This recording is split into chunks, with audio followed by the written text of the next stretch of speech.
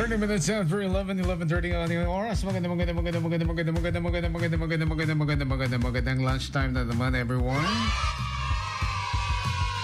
Ako pa rin ang inyong kasama sa ating third hour yet together.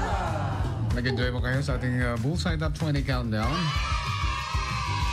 Mag-enjoy ulit kayo dahil ito na po ang ating Ay Recado, ang ating lulutuin today.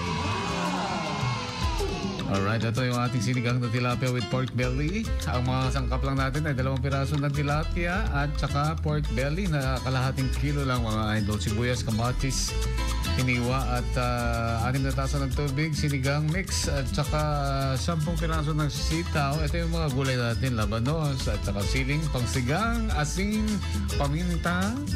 Alright, at saka salt and pepper sa inyong panlasa. At syempre, hindi mawawala ang sili. Ikaw talaga, idol. Napakasili mo, ha?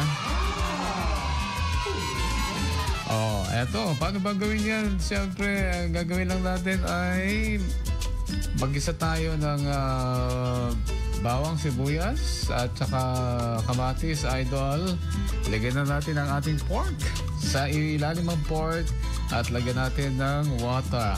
At pag yan ay medyo malambot-lambot na, nalok na kan, kasla tapos sa musika, idol, nakaluklok ng launay.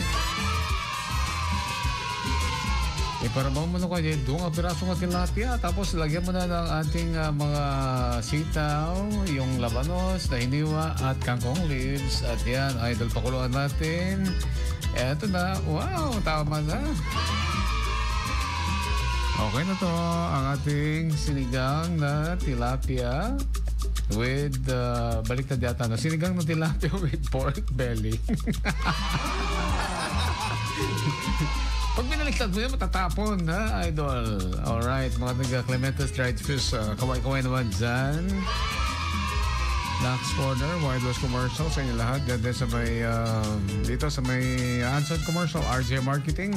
Sa lahat ng mga taga-Mart 1, dyan sa may Asian Bank. Kumusta sa kayo, mga idol?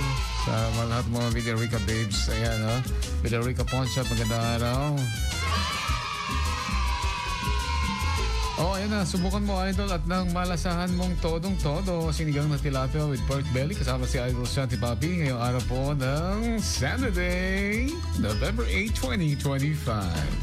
Saturday.